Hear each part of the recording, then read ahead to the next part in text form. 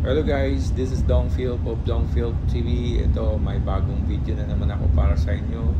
Sana magustuhan nyo rin ito. Kuha ito sa area ng New Mexico.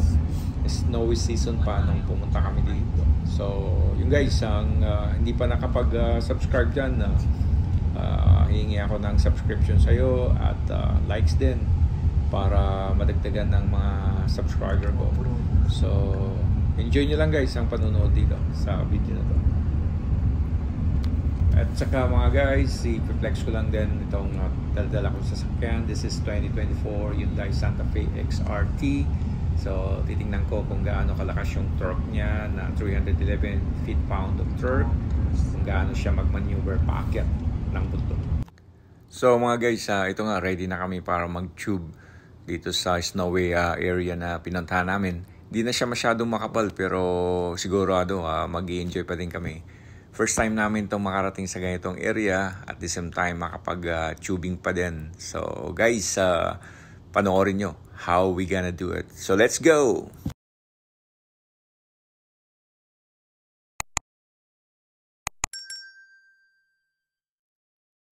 Hello guys, we're heading sa Snowy Mountain. Pero itong lugar na to is Alamo Gordo of New Mexico. So nasa paanan siya ng mga bundok sa dagat. So yan guys, saka doon may Snowy Mountain doon, namumuti.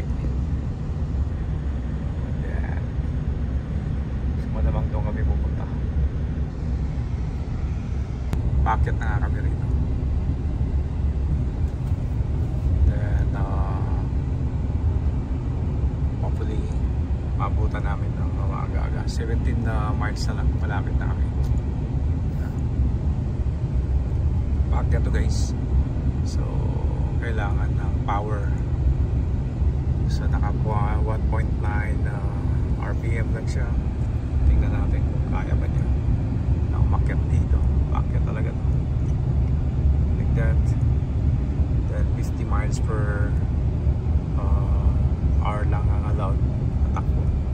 So ayan nga guys, paakyat ito, kitang-kita nyo naman. So sinusubukan ko talaga. Kaya talaga umakyat dito. So kaya naman niya, naka 1.9 lang siya. Hindi nagbabago yung RPM niya. Galing. So dyan gumagana yung torque niya guys, na 311 feet-pound of torque. So malakas siya. Kita mo, paakyat yan. Medyo matarik yan guys, like 40 degrees paakyat. Pero naka 1.9 pa rin simula baba hanggang ngayon. Okay. Okay.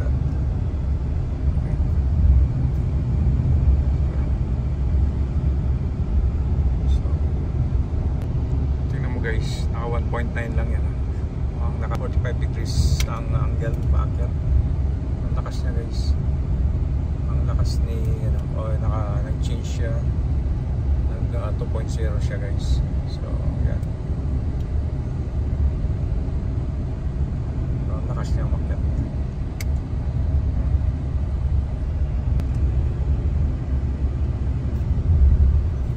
Yeah, 45.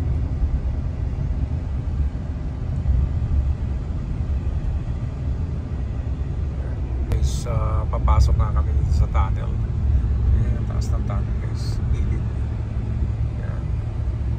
So yan. Alright. Galing. Yan, tagos dito. Alright. So yan guys, paakyat pa rin kami. Super tarik na ang kalsada, but then 1.9 RPM pa rin siya. So yan.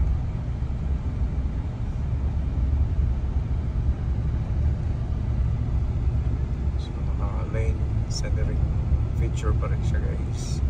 No problem.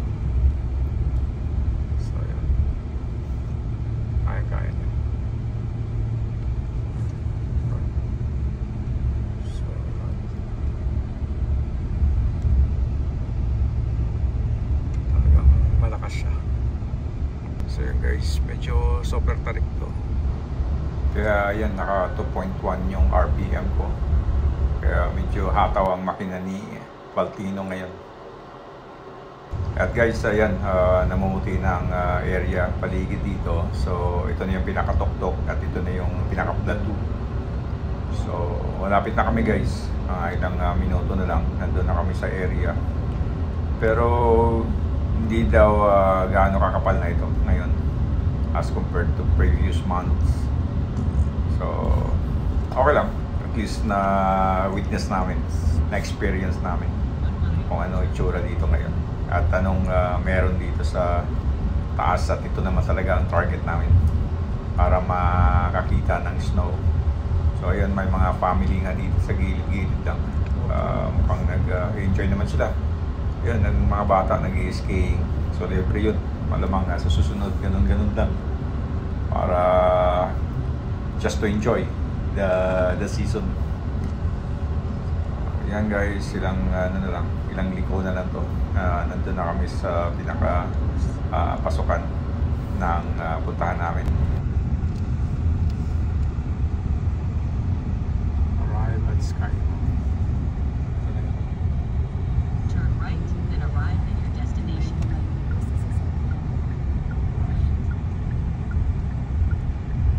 So guys, dito na nga kami sa skiing resort. Yan ang mga skiing area. Saka meron doong like slide tubes. So yan guys, sarap ng klima rito.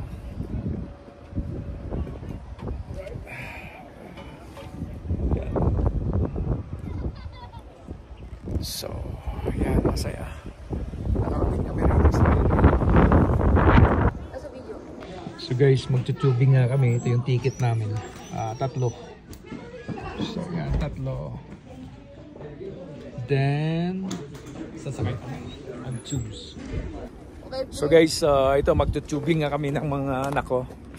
Dito kami. Get in here. Yeah. Pupunta kami doon sa tubing area. So hindi na sumama yung kaklase ni Charlotte. 3 lang kasi tapos na silang nag-tube noong nakaraang buwan yata. So yan, subukan namin tong ano. Right. Okay. So marami namang magtutubes. Yung kamay, pagka dito lang sa dibdib yan ha. Huwag mong itukod yung kamay nyo, right? Kasi pag itukod mo yan, pwedeng mabali yung mga kamay nyo. Pagka alanganin ka, ilagay lang sa dibdib. Tapos gulong. Ha?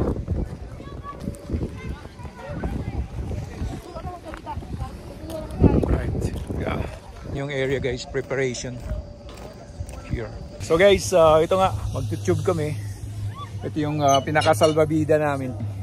Bababa kaming ganyan guys. Oh. Ayan oh. Guys, ito, ready na nga kami. Tube, nandito na kami sa taas. So yan yung baba guys.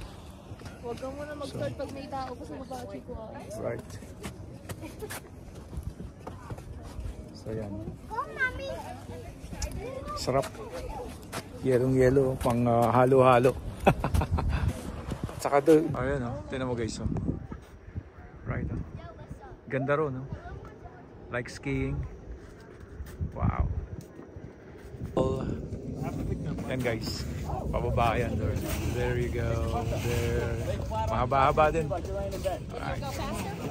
That's guys, so yeah, look at them.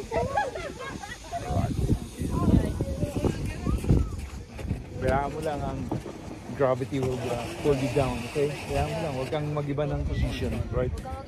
Don't change your position. There you go. Oh. Yeah, okay. So guys, nakaisa na nga kami. Ngayon, mauna ako para mabidyohan ko yung mga bata. Basta pagka umiikot ka, huwag ka lang mag-change position. Ha? Steady lang. Don't move. Maganda ron, no? Pangalawa tayo, Chico, gusto mo? Kasi may ano dyan, no? May ano eh. May rock.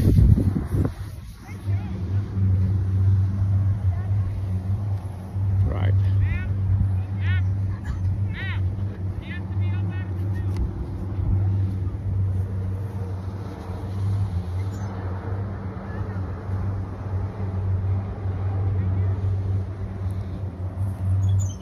So yun, tube kami.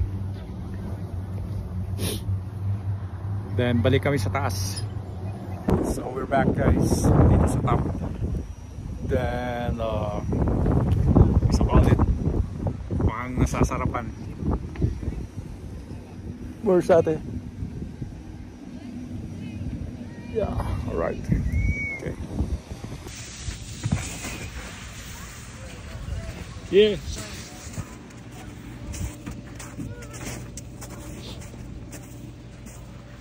Come here.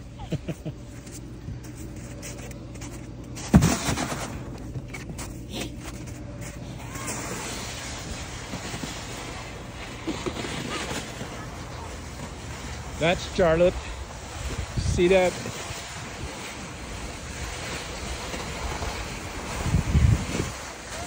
Yeah. Right. So yun guys, natapos din ang pag-visit namin dito sa Snowy Mountain. Then heading back home na kami. Na-enjoy namin ang moment kahit hindi na ganong kakapalan yung yellow. But then it did the purpose naman talaga kasi yun ang target namin, ma-experience dito. So next time siguro, pilitin ko makarating dito na season pa siya at makapal pa masyado ang yellow para may share ko rin sa inyo ulit guys.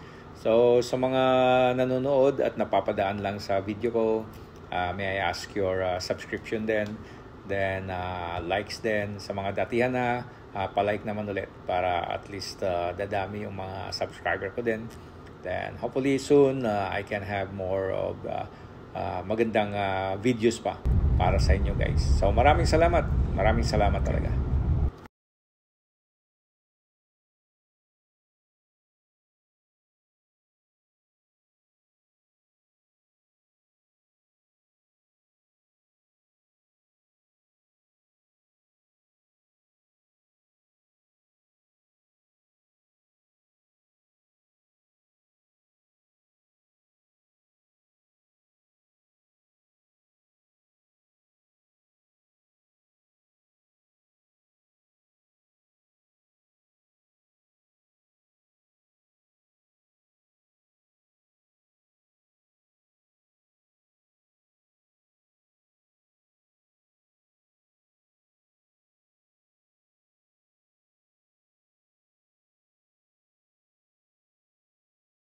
So guys, salamat sa panonood ulit.